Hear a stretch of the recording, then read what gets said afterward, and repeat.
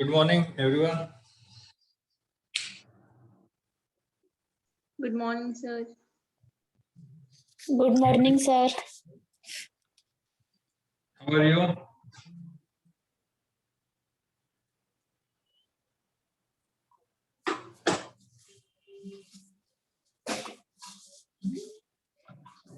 How are you? I am happy, sir. What about you, sir? I am good. Always good. I am always good. Great.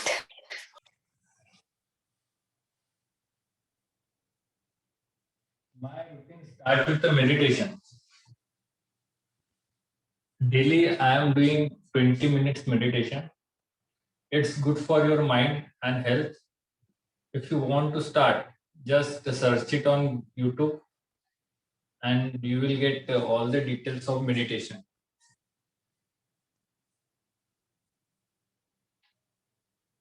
Okay, it will create a positive impact on your thinking as well as on your behavior.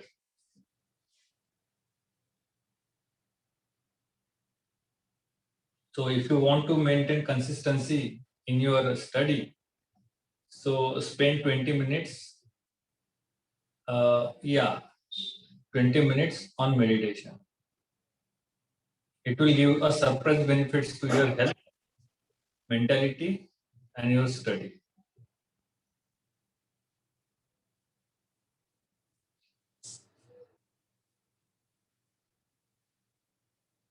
आगे क्या है?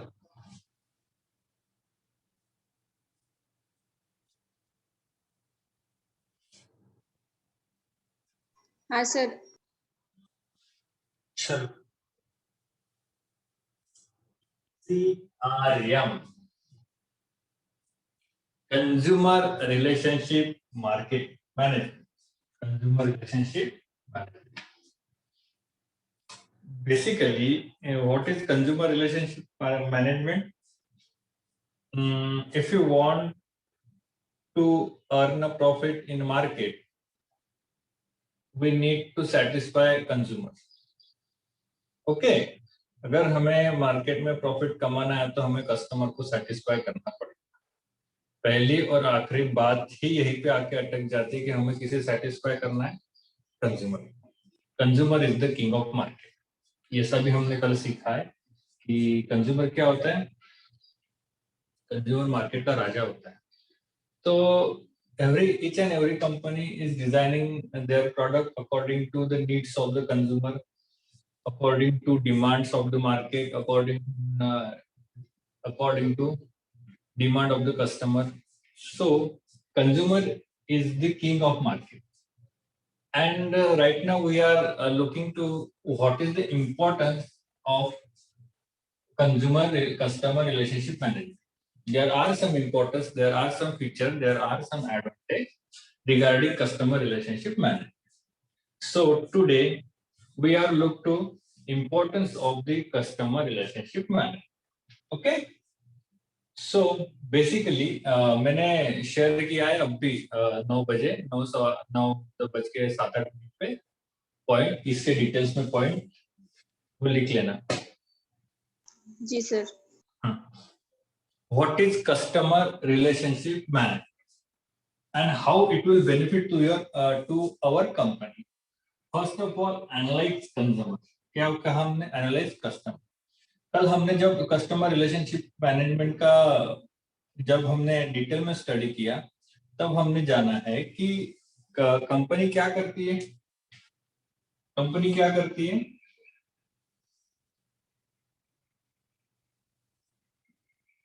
Company क्या करती है बेटा? Company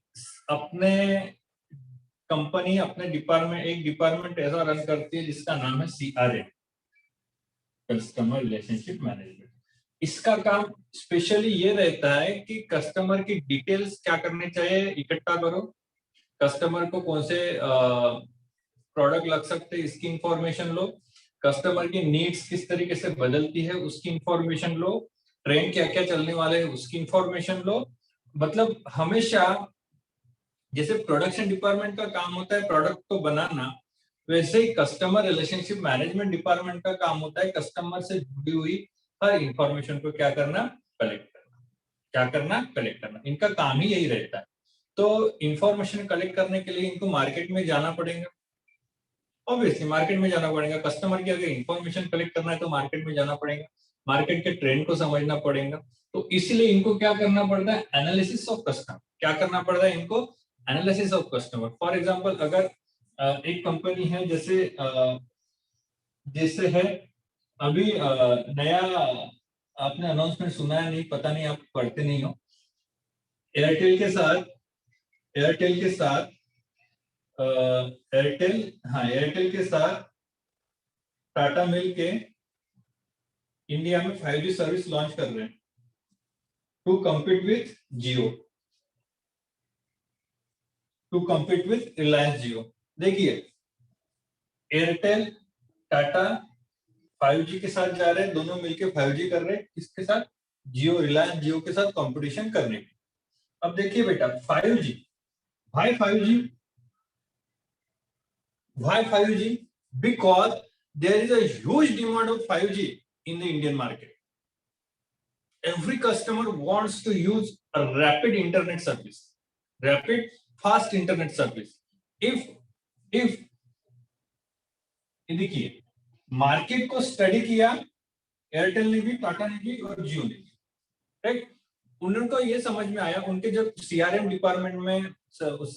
department ने consumer को study किया, उनको पता चला कि अगर जो रिलेशनशिप जियो ने बनाया है कस्टमर के साथ, अगर उसको मेंटेन करना है तो उनको क्या करना पड़ेगा, कस्टमर का ट्रेंड चेंज होने वाला है 3 महीनों के बाद, कंज्यूमर अपने आप स्विच होने वाला है 5G पे, तो हमें अपने आप को बदलना पड़ेगा, हमें अपने आप को क्या करना पड़ेगा, बदलना पड़ेगा। तो तीनों कंपनियां देखिए, अभी अगर टाटा के लिए अलग से पॉसिबल नहीं था, एयरटेल के लिए अलग से पॉसिबल नहीं था, राइट। तो उन्होंने क्या किया, जियो को कंपटीशन देने के लिए दोनों मिलकर 5G सर्विसेज क्या कर रहे हैं, लॉन्च कर रहे हैं इंडिया में। क्या कर रहे हैं, लॉन्च कर रहे हैं इंडिया में टू कम्पीट विथ रिलायंस जियो। तो ये सब चेंजेस वो क्यों कर रहे हैं, because they understand customer, they understand recent trend by the consumer, recent trend in the market. क्या कर रहे हो, मार्केट में जो करंट ट्रेंड चल रहा है उसको क्या कर रहे हो, समझ पा रहे हैं। क्या कर रहे हो, वो समझ पा रहे हैं, क्योंकि उनको पता है कि अगर मार्केट में रहना है, उनको पता है अगर मार्केट में रहना है तो उनको किसको सेटिस्फाई करना है, उनको अपने कस्टमर को सेटिस्फाई करना है। सो एनालिसिस ऑफ कस्टमर मतलब consumer relationship customer relationship management का ही एक काम होता है कि उनका कस्टमर की इंफॉर्मेशन को कलेक्ट करिए और इंफॉर्मेशन कलेक्ट करने के बाद उसको analyse. Second point, every details of customer. क्या कहा मैंने, एवरी डिटेल्स ऑफ कंज्यूमर। अगर आपको एक परफेक्ट डाटा चाहिए कस्टमर से रिलेटेड, अगर आपको एक परफेक्ट डाटा चाहिए, देखिए बेटा 15 इनकी इन्वेस्टमेंट बहुत ज्यादा रहती है, राइट। 15,000 करोड़ का इन्वेस्टमेंट है रिलायंस जियो का, 15,000 करोड़। अब इतनी बड़ी इन्वेस्टमेंट अगर कोई इंट्राप्रेन्योर अगर मार्केट में कर रहा है तो वो चाहेगा कि उसके पास परफेक्ट इंफॉर्मेशन हो कस्टमर्स को लेके, राइट। तो वो क्या करेगा, अपना मैक्सिमम फोकस अपने कंपनी का सीआरएम पे करेगा। मैक्सिमम फोकस कहाँ करेगा, सीआरएम पे करेगा। क्यों, क्योंकि वो चाहता है कि कस्टमर से जुड़ी हुई हर एक डिटेल्ड इंफॉर्मेशन उसके पास हो, क्योंकि वो इन्वेस्टमेंट लगभग 15,000 करोड़ की कर, लगभग 15,000। इतनी बड़ी इन्वेस्टमेंट अगर करना है तो वो किसी भी चीज के रिस्क लेना नहीं चाहेगा मार्केट में। रिस्क नहीं लेना है मतलब उसको परफेक्ट इंफॉर्मेशन चाहिए कस्टमर से रिलेटेड, उसको परफेक्ट इंफॉर्मेशन चाहिए कस्टमर से जुड़ी हुई। अगर उसको परफेक्ट इंफॉर्मेशन चाहिए तो उसको क्या करना पड़ेगा, उसको कस्टमर की एवरी डिटेल्स को स्टडी करना पड़ेगा। कस्टमर के एवरी डिटेल्स को क्या करना पड़ेगा, ये करना पड़ेगा, स्टडी करना पड़ेगा। देखिए 2008 से प्लानिंग थी, 2008 से प्लानिंग थी रिलायंस की मार्केट में आने की, 2008 से प्लानिंग थी रिलायंस की मार्केट में आने की। अब मुझे एक बात बताओ, देखिए जियो आने से पहले, पता नहीं आपको पता है या नहीं है, जियो आने से पहले एयरटेल एक अलग सी फैसिलिटी देता था कि रात को 12 बजे से लेकर सुबह 6 बजे तक अगर आप डाटा यूज करते हो तो आपको 50% डाटा रिटर्न मिल जाता है, राइट। और बहुत सारे कस्टमर देखिए कभी कभी कि नहीं हमें जियो आने से पहले की बात है, कभी कभी हमें लिंक शेयर होती थी, लिंक शेयर होने के बाद वो हमें अपने डिटेल्स पूछते थे, तो हमें 1 GB डाटा 2 GB डाटा देते थे। तो इंडियन मार्केट में ये बहुत चलता आ रहा था, बहुत चलता आ रहा था। जब जियो आने से पहले जियो ने क्रिटिकल स्टडी की, किसकी? कस्टमर की, कि अगर इंडिया का कस्टमर 50% डाटा बचाने के लिए रात भर जागता है तो इंडिया के मार्केट में बहुत ज्यादा डिमांड है इंटरनेट सर्विसेज की, सस्ते इंटरनेट सर्विसेज की। ये जियो ने पहचान लिया, इसलिए 15,000 करोड़ की इन्वेस्टमेंट करके रिलायंस जियो 5G के 4G के मार्केट में आया था। तो ऐसा है बेटा कि अगर आपके कंपनी में सीआरएम है, तो आपको कस्टमर की हर एक डिटेल इंफॉर्मेशन आपके पास रहेगी। Then customer group according to different aspect. अभी डिफरेंट एस्पेक्ट क्या है? अगर मार्केट में आपके पास नियर अबाउट 1000 कस्टमर की डिटेल है, राइट, तो आप इन्हें डिवाइड कर सकते हो 500 में। क्या कर सकते हो? 500 में। तो अगर ये कस्टमर है, इनको सिर्फ कॉलिंग के लिए चाहिए, और ये कस्टमर इनको इंटरनेट सेवा के लिए चाहिए, इंटरनेट सर्विसेज के लिए चाहिए। तो हमें अगर हम डिवाइड एवरी कस्टमर, अगर हमें दोनों को प्रोडक्ट बेचना है, एक को सिर्फ देखिए कस्टमर की इंफॉर्मेशन हमारे पास है, ठीक है, हमारे पास 1000 कस्टमर की इंफॉर्मेशन है, उसमें से हमने डिवाइड कर लिया 500 डिवाइड किस बेसिस पे किए? एक को कॉलिंग चाहिए, एक को इंटरनेट सर्विसेज चाहिए। तो हमें कुछ ऐसा प्लान करना पड़ेगा। देखो अगर आपके पास इंफॉर्मेशन है तो, और आपके पास इंफॉर्मेशन है, जियो के पास इंफॉर्मेशन है 1000 कस्टमर की, जिसमें से 500 कस्टमर कॉलिंग और 500 कस्टमर इंटरनेट के लिए चाहिए। अभी हमें ऐसा प्लान बनाना पड़ेगा कि जिसमें हम इंटरनेट भी दे और कॉलिंग भी दे, क्योंकि हमें 1000 कस्टमर मिल जाएंगे। अगर हम सिर्फ कॉलिंग का बनाते हैं तो 500 मिलेंगे, सिर्फ इंटरनेट का बनाते हैं 500 मिलेंगे, बट हम इंटरनेट और कॉलिंग दोनों का बनाते हैं तो हमें पूरे 1000 कस्टमर मिलेंगे। क्या होगा? हमें पूरे 1000 कस्टमर मिलेंगे, और यही हम चाहते हैं। और ये सब कब पॉसिबल है? ये सब तब पॉसिबल है जब डिटेल में आप क्या करोगे? स्टडी करोगे, डिटेल में कस्टमर का एनालिसिस करोगे। क्योंकि अगर आपको डिफरेंट ग्रुप बनाने हैं कस्टमर के, तो आपको इंफॉर्मेशन रहना बहुत ज्यादा जरूरी होता है, आपको इंफॉर्मेशन रहना बहुत ज्यादा जरूरी होता है। उसी तरीके से अभी है not only deal with the existing customer but find new customer, ठीक है।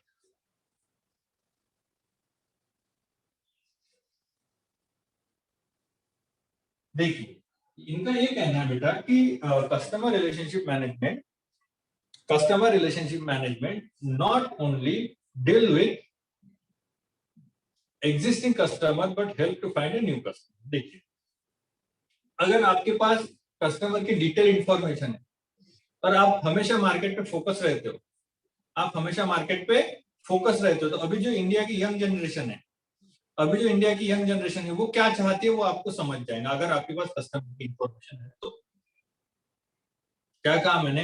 अगर आपके पास कस्टमर की प्रॉपर इंफॉर्मेशन है तो मार्केट कहाँ शिफ्ट होने वाला है ये भी आपको पता चल जाता है। बट आपको क्या करना पड़ता है? अपने सीआरएम को बहुत ज्यादा मजबूती से बिल्ड करना पड़ता है। क्या करना पड़ता है? बहुत ज्यादा मजबूती से बिल्ड करना पड़ता है। बहुत अच्छे प्रोफेशनल्स को हायर करना पड़ता है जो स्पेशली रिलेशनशिप मैनेजमेंट को समझ के आए हैं मार्केट में, उनको हायर करना पड़ता है। क्योंकि अल्टीमेटली हम बहुत ज्यादा खर्चा करने वाले हैं। अगर हम चाहते हैं कि हमारे पास, जैसे अभी 130 करोड़ लोगों का देश है हमारा, अगर 50% की भी बात करते हैं तो 65 करोड़ होते हैं। 65 करोड़, हाँ नियर अबाउट 65 करोड़ होते हैं। तो 65 करोड़ कस्टमर की अगर इंफॉर्मेशन हमें चाहिए तो हमें अपना सीआरएम बहुत ज्यादा मजबूत करना पड़ेगा। क्यों? क्योंकि कैसे बेटा, नए नए कस्टमर आते रहते हैं। किससे होता है? नए नए कस्टमर आते रहते हैं। इंडिया का मार्केट अचानक से इंटरनेट पे शिफ्ट कर गया। अभी मुझे एक बात बताइए, अचानक से हो गया, सीधा 4G आ गया। अभी जिनके पास 4G सर्विसेज नहीं थी, लाइक यूनिनॉर, वो क्या हो गई? कंपनी बंद ही हो गई। क्यों बंद हो गई? क्योंकि उन्होंने अपने कस्टमर को, अपने ट्रेंड को नहीं समझा, राइट। सीधा जियो आ गया 4G लेके, टेलीकॉम सेक्टर की बात कर रहे हैं, सीधा जियो आ गया 4G लेके। तो कुछ ऐसी कंपनियां थी जिनका सीआरएम मैनेजमेंट बहुत ज्यादा कमजोर था, वो क्या हो गया? मार्केट से चले गए। वो मार्केट से चले गए क्योंकि वो ट्रेंड को समझ नहीं पाए। इसीलिए सीआरएम हेल्प करता है आपको। अगर आपके पास जो एग्जिस्टिंग कस्टमर है उनको ढूंढने में तो हेल्प करता ही करता है, बट अगर नए कस्टमर है जो आना चाहते हैं मार्केट में, उनको भी ढूंढने की क्या करता है, कोशिश करता है सीआरएम। अभी कैसे करेंगे देखिए, यंग जनरेशन, इंडिया में यंग जनरेशन बहुत ज्यादा है। We are the youngest country in the world, we are the youngest country. हमारे जितने नौजवान लोग पूरी दुनिया में कोई भी देश में नहीं है जितने नौजवान लोग। चाइना बूढ़ा हो रहा है बट इंडिया जवान हो रहा है।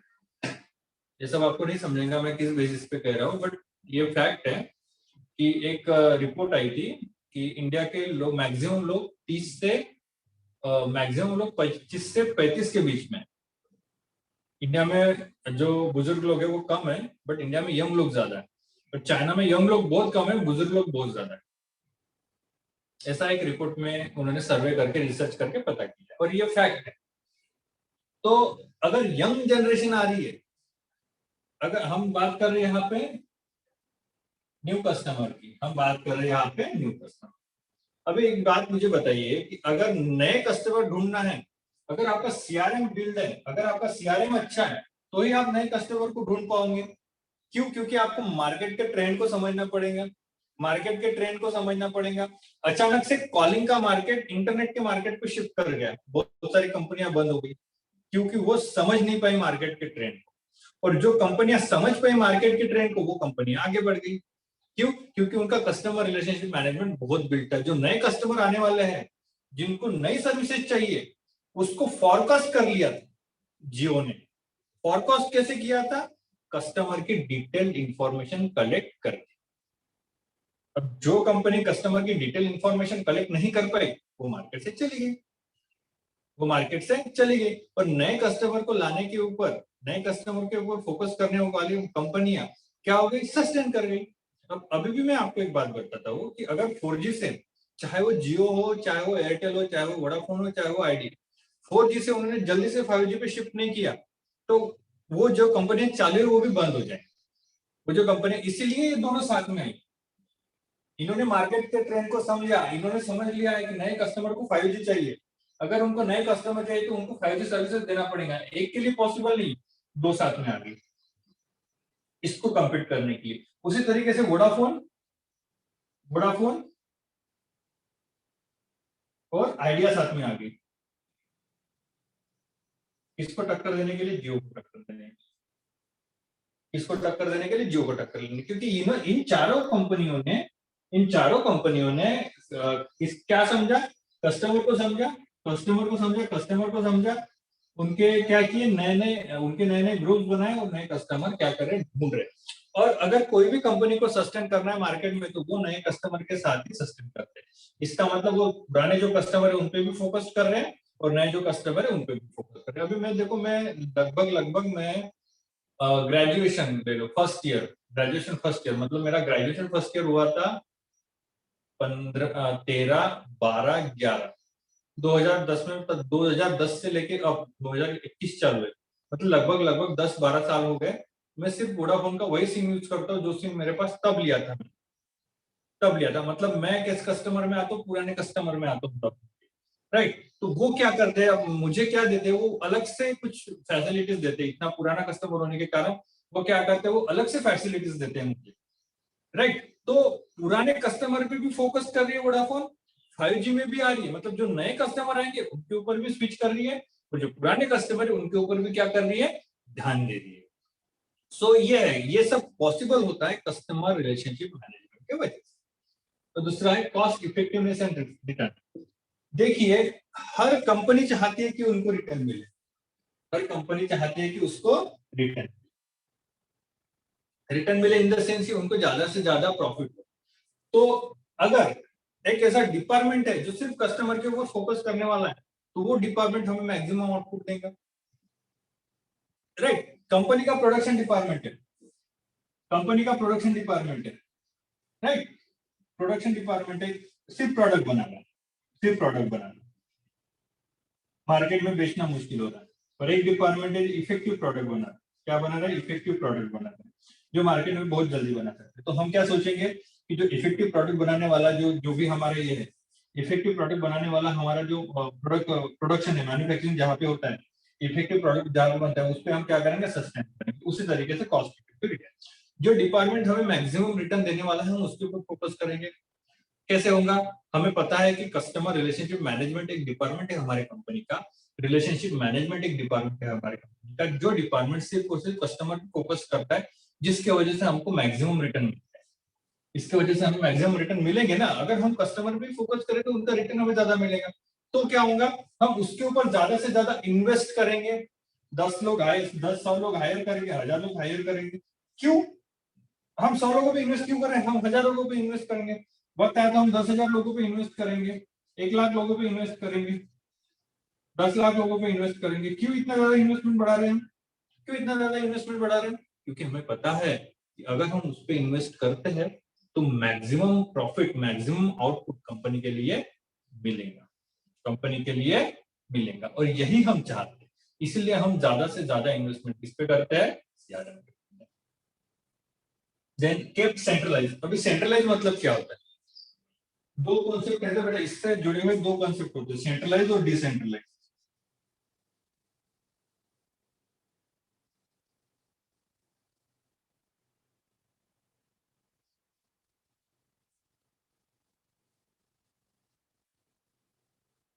इससे जुड़े हुए दो कॉन्सेप्ट होते हैं, सेंट्रलाइज और डिसेंट्रलाइज।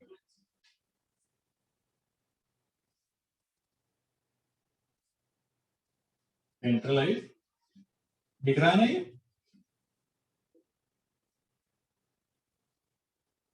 दिख रहा है ना? हाँ सर।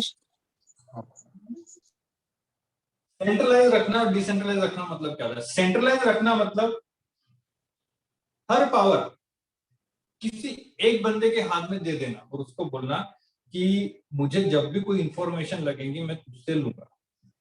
पावर एक ही बंदे के पास पावर रखना, मतलब जितनी भी इंफॉर्मेशन कंपनी कस्टमर की कलेक्ट करेंगे पूरे ये बंदे के पास रहेंगी जिसका नाम है ए। और डिसेंट्रलाइज मतलब एक बंदा नहीं, 4-5 बंदे।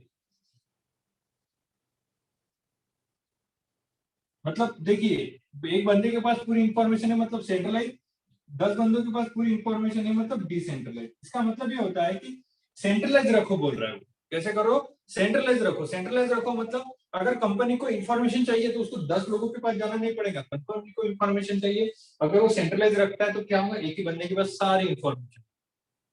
राइट, हम बहुत सारे लोग फील्ड वर्क पे देंगे, हम बहुत सारे एग्जीक्यूटिव देंगे कस्टमर की इंफॉर्मेशन कलेक्ट करने के लिए, but at the end of the day वो कस्टमर की सारी इंफॉर्मेशन इस बंदे के पास जिसका नाम है ए, इसके पास क्या होंगे, सब कोई लाके देगा।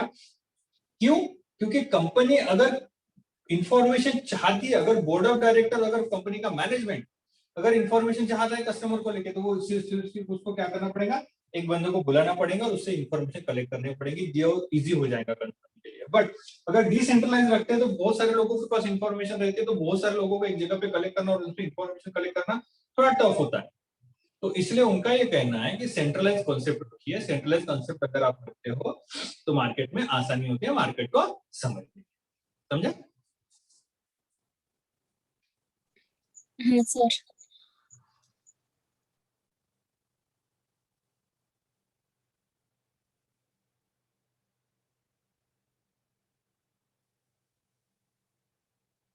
Now provide info what actually need by the customer।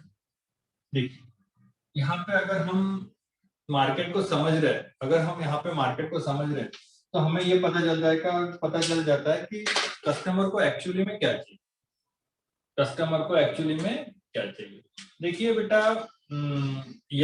LCD आने से पहले, एलसीडी और एलईडी आने से पहले एक बड़ा टीवी होता था, राइट। वो एलसीडी कंप्यूटर आने से पहले एक बड़ा कंप्यूटर होता था, उससे पहले तो उससे भी बड़ा कंप्यूटर होता था। तो क्या हुआ, उन्होंने मार्केट की नीड को समझा। एक कंपनी है, कंपनी में अगर एक बड़ा कंप्यूटर रखते हो, वहां पे 1000 कंप्यूटर है तो कितना बड़ा जगह लगेगी, और इतनी बड़ी जगह ऑक्यूपाई करना किसी भी कंपनी के लिए ये होता है, बहुत ज्यादा ये होता है, हार्ड होता है किसी इतने। बट अगर वो छोटा सा कंप्यूटर लाते हैं जो उतने ही बड़ा कंप्यूटर जितना काम करता है, छोटा सा कंप्यूटर लाते हैं, तो क्या होगा, उनको कम जगह लगेगी, तो और दूसरे से उनको कम जगह क्या करनी पड़ेगी, हायर करनी पड़ेगी, मतलब पैसे कम पे करनी पड़ेगी। इसी ट्रेंड को समझ के कस्टमर की आपके पास इंफॉर्मेशन है, कस्टमर के जितने भी है, जैसे Microsoft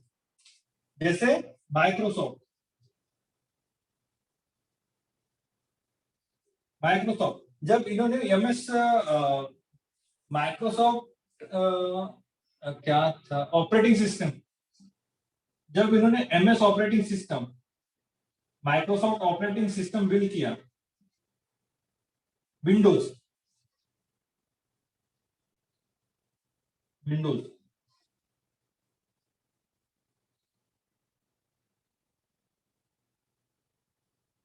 web information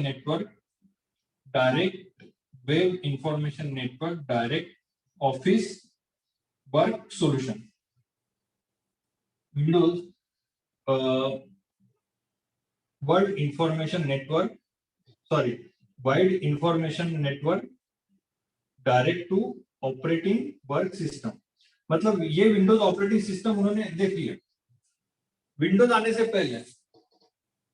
operating system आने से पहले कोई भी सिस्टम नहीं था, बस अलग अलग सिस्टम थे सारे। वर्ड अलग था, एक्सेल अलग था, प्रेजेंटेशन अलग था, पावर पॉइंट प्रेजेंटेशन अलग था, सब अलग अलग था, एडिटिंग अलग थी, अगर स्लाइड शो देना है सब अलग। माइक्रोसॉफ्ट ने कस्टमर की इंफॉर्मेशन कलेक्ट की और मार्केट की ट्रेंड को समझा कि अलग अलग जगह पे काम करना पड़ता है, ऑफिस में अलग अलग कंप्यूटर, अलग अलग ऑपरेटिंग सिस्टम यूज करने पड़ते हैं, तो क्यों ना मैं एक ऐसा ऑपरेटिंग सिस्टम बनाऊं ऑफिस वर्क के लिए जो सारे फंक्शन एक ही ऑपरेटिंग सिस्टम में दे। तो इसीलिए माइक्रोसॉफ्ट ने विंडोज डिजाइन किया। विंडोज डिजाइन करने के बाद ऑफिस का वर्क करने के लिए जितने भी फीचर आपको चाहिए वो एक ही ऑपरेटिंग सिस्टम में कंपनी को मिल गए। अभी कंपनी को अगर इतने सारे ऑपरेटिंग सिस्टम सिर्फ एक ही जगह पे मिल जाते हैं तो वो क्या करेंगे, सबको छोड़ देंगे और उस पे स्विच करेंगे, सबको छोड़ देंगे और एक ही जगह पे उसको सारे काम मिल रहे तो एक ही जगह पे जाएंगे ना, वो थोड़ी ना 10 जगह पे जाएंगे। ये ट्रेंड को माइक्रोसॉफ्ट के बिल गेट्स ने समझ लिया।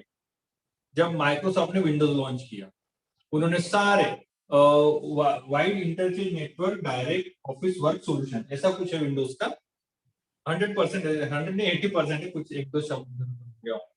तो उन्होंने विंडोज डिजाइन किया और ये समझ के विंडोज को डिजाइन किया कि ऑफिस के इतने सारे वर्क है, ऑफिस में 10 वर्क होते हैं, 10 वर्क के लिए 10 अलग अलग ऑपरेटिंग सिस्टम है, तो क्यों ना माइक्रोसॉफ्ट एक ऐसा ऑपरेटिंग सिस्टम बिल्ड करे जिसमें 10 फीचर एक ही जगह पे मिल जाए।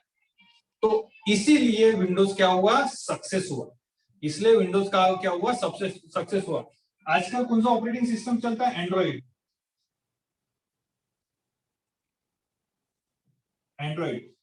आने से पहले जावा था, जावा, बोडो, थोड़े यूनिक नाम लगेंगे आपको, ये अमेरिका के जावा ऑपरेटिंग सिस्टम का बोडो। बट जैसे ही एंड्रॉइड आया, एंड्रॉइड ने देखो क्या किया, एंड्रॉइड ने हर जगह पे खुद की एक मोनोपोली क्रिएट की। उन्होंने सैचुरेटेड मोनोपोली क्रिएट की खुद की। अब ये सैचुरेटेड मोनोपोली क्या है, देखो ये कस्टमर को समझने के लिए, उनको पता चल गया कि कस्टमर बहुत जल्दी स्विच करने वाला है एक अच्छे ऑपरेटिंग सिस्टम। विंडोज है कंप्यूटर के लिए, अब मोबाइल के लिए ऑपरेटिंग सिस्टम डेवलप करते हैं, तो एंड्रॉइड आया। एंड्रॉइड ने क्या किया, हर कंपनी को, पहले कंपनी को सस्ते में बेच दिया, हर कंपनी को, हम मोबाइल कंपनी को, सिर्फ सैमसंग को नहीं था, नहीं सॉरी सिर्फ नोकिया को नहीं था, सैमसंग। उन्होंने क्या किया, उन्होंने सबको दे दिया, ओ यूज करो। अब मार्केट में इतने ज्यादा एंड्रॉइड सिस्टम ने इतने ज्यादा फैल गया, हर जगह पे एंड्रॉइड यूज होने लगा, हर जगह पे एंड्रॉइड यूज होने लगा। तो एंड्रॉइड की क्या हो गई, मोनोपोली क्रिएट हो गई और अपने आप दूसरे जो ऑपरेटिंग सिस्टम थे, जावा, विंडोज और बहुत सारे थे, वो अपने आप मार्केट से चले गए। राइट, आज दो ही ऑपरेटिंग सिस्टम, एक एंड्रॉइड चल रहा है और एप्पल का खुद का है, वो दोनों ऑपरेटिंग सिस्टम मोबाइल में यूज होते हैं। और यहाँ तक कि नोकिया मार्केट से जाने का रीजन भी यही था कि उन्होंने एंड्रॉइड पे स्विच नहीं किए थे। नोकिया मार्केट से क्यों चला गया था, क्योंकि उन्होंने एंड्रॉइड पे स्विच नहीं किया था। ध्यान, मैं जितनी भी बातें बताता हूँ बेटा ध्यान रखते जाओ, बहुत सारी इंफॉर्मेशन देता हूँ मैं आपको। उन्होंने क्या किया था, उन्होंने स्विच नहीं किया था, इसलिए मार्केट से नोकिया चला गया। क्या हुआ इसलिए मार्केट से नोकिया चला गया। तो ये है कि हमको पता चल, जैसे माइक्रोसॉफ्ट को पता चल गया नीड क्या है, 10 फीचर एक ही जगह पे चाहिए। एंड्रॉइड को पता चल गया कि उनको क्या करना है, सैचुरेटेड मार्केट क्रिएट करना है कि हर कोई एंड्रॉइड पे शिफ्ट हो जाए। तो न्यू ट्रेंड को समझने के लिए न्यू ट्रेंड को समझने के लिए, नीड को समझने के लिए आपको पास अगर इंफॉर्मेशन ही नहीं है, अगर आपके पास कस्टमर की इंफॉर्मेशन ही नहीं है, तो क्या आप कलेक्ट कर पाओगे इंफॉर्मेशन? तो क्या आप डिसीजन ले पाओगे? मुझे बताइए बेटा, आपके पास 10th में आपको है 60%, 12th में आपको है 60%। क्या आप सोच सकते हो आप मेडिकल में जाओगे? That really you think that you are going to become a MBBS person after 7 or 8 after 5 years? नहीं हो सकता ना। अगर आपके पास, तो मतलब क्या होता है, पास्ट के सिचुएशन से हम फ्यूचर को एनालाइज कर देते कि क्या होगा। इसी तरीके से अगर आपके पास पास्ट इंफॉर्मेशन है कस्टमर का, तो ही आप उनको फ्यूचर में डिसीजन ले पाओगे कि कस्टमर क्या करने वाला है, क्या चेंज करने वाला है। रिजल्ट इंक्रीजिंग कस्टमर बेस, इसका रिजल्ट ये मिलता है कि कस्टमर का बेस क्या होता है, इंक्रीज होता है। क्या होता है? कस्टमर का बेस इंक्रीज होता है, मतलब क्या होता है, बहुत ज्यादा कस्टमर हमें मिलते हैं। ऑब्वियसली है कि हम एक डिपार्टमेंट ऐसा रन कर रहे हैं जो डिपार्टमेंट सिर्फ और सिर्फ कस्टमर के बारे में सोच रहा है, कस्टमर को एक्वायर करने के बारे में सोच रहा है, तो हम क्या करेंगे, हम उसके ऊपर ज्यादा फोकस करेंगे ना। क्यों? क्योंकि हमारे पास कस्टमर की इंफॉर्मेशन हमें, ठीक है।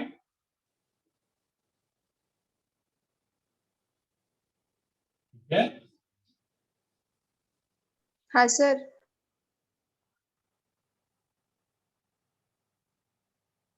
इसको नहीं समझा?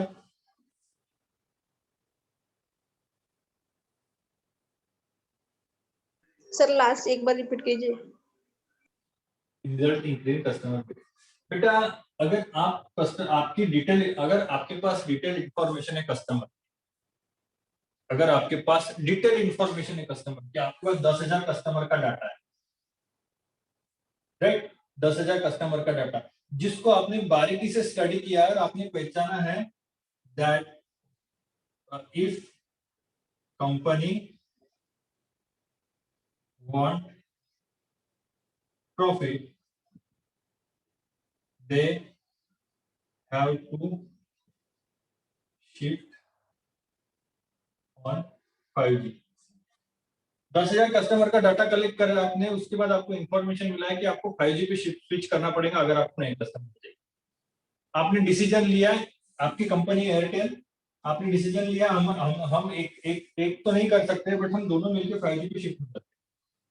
इसको भी कस्टमर मिलेंगे, हमें भी कस्टमर मिलेंगे। तो हमने क्या किया, बेस बढ़ाने के लिए, कस्टमर ज्यादा से ज्यादा मात्रा में लेने के लिए, ज्यादा से ज्यादा कस्टमर को हमारे कंपनी में लाने के लिए हमने क्या किया, हमने क्या किया, 5G जो मार्केट चाहता था हमने वो मार्केट को दिया, जो कस्टमर चाहता था वो हमने वो कस्टमर के दिया। ये सब पॉसिबल हुआ क्योंकि हमारे पास कस्टमर की डिटेल इंफॉर्मेशन थी। तो सीआरएम की अगर हम हेल्प लेते हैं हमारे कंपनी में, तो हमारे कंपनी में कस्टमर का बेस क्या हो जाता है, बढ़ जाता है। कंपनी का बेस बढ़ता है मतलब बहुत ज्यादा कस्टमर हमारे कंपनी के लिए मिल जाते हैं। ओके, जी सर।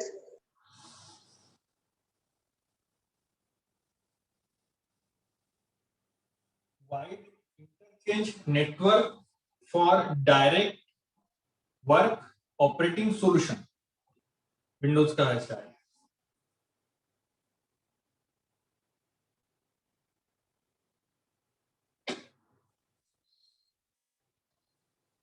समझा बेटा? ये पॉइंट उसमें नहीं है, ये जो पॉइंट है ना उस पे नहीं है, जो आप लिखोगे उसमें इसकी डिटेल इंफॉर्मेशन ही है। तो तो ये सर पॉइंट, ये पॉइंट ऐड कर लेंगे फिर। हाँ पहले ये पॉइंट लिखना, उसके बाद वो डिटेल, वो एक्सप्लेनेशन लिखना, ये पॉइंट लिखना, वो एक्सप्लेनेशन लिखना। तो ये पॉइंट लिख लो। Okay sir.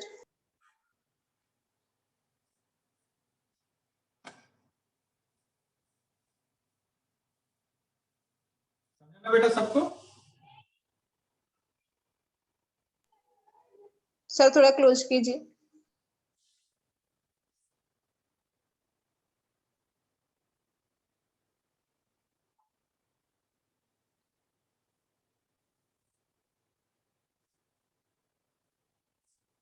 ठीक है,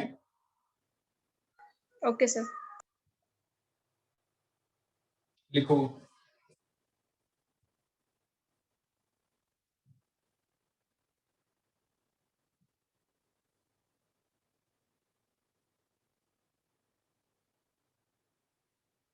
सर दिख नहीं रहा है ना। एग्जिट न्यू करके फिर से ये करो, ज्वाइन करो। सर अभी दिख रहा है।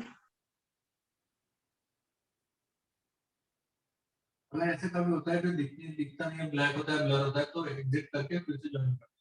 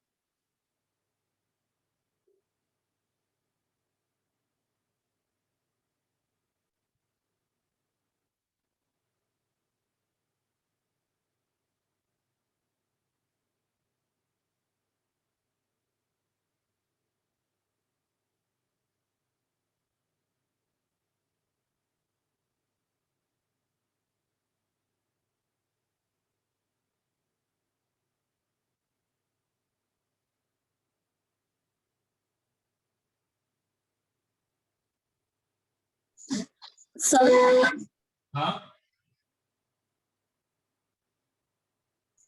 सर 4th नंबर का पॉइंट रीड कर सकते हैं आप? not only deal with existing customer, not only deal with existing customer, but also find new, but also find new.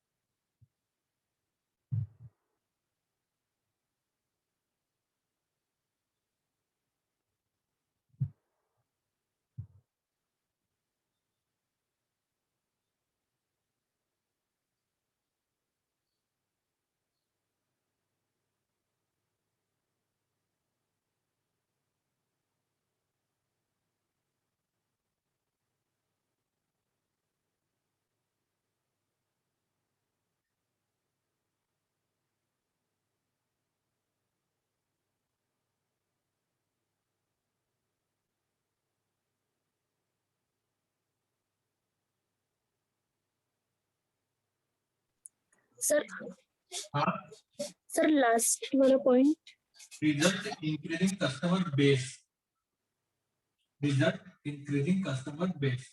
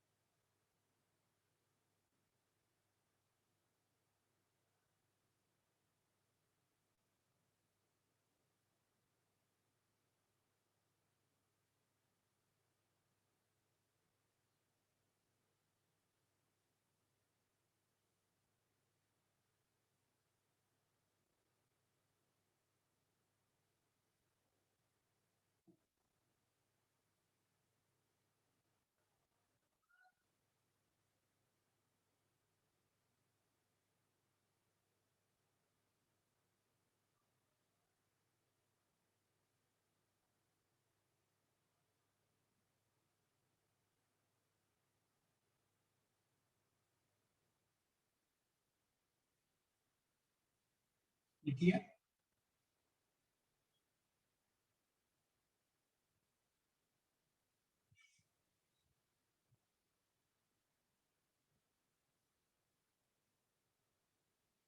लिखिए क्या बेटा?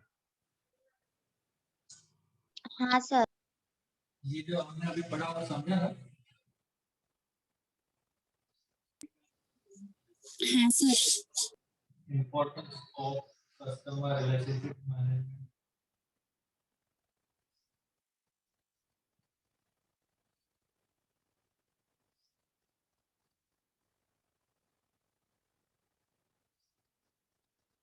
इसका एक्सप्लेनेशन लिख लेना बेटा हाँ सर। याद से।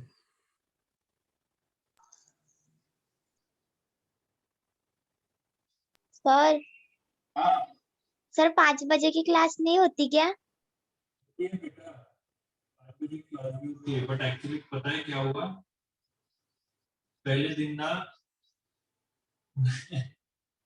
हाँ सर। दिन में सो के सोता ही नहीं 6 बज गए 6:30 बज गए मेरा अलार्म एएम का पीएम का एएम हो गया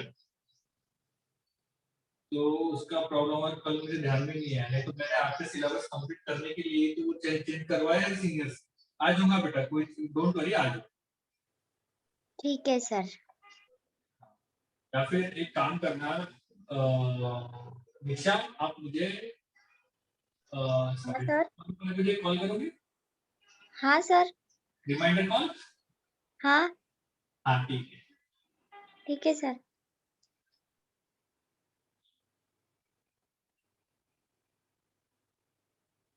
क्योंकि आपके सिंगर का जब मैं लेता हूँ 5 से 6 तो मेरा बड़ा ध्यान में रहता है बट आपका मैंने चेंज करवाया जानबूझ के मैंने चेंज करवाया क्योंकि उनका हो गया है ठीक है सर। हमारा हमारा टोटल कंप्लीट होने के बाद के नहीं हम एक रिवीजन सेशन ये करेंगे हम फिर से थोड़ा थोड़ा पढ़ेंगे आपके और कॉन्सेप्ट क्लियर हो जाएंगे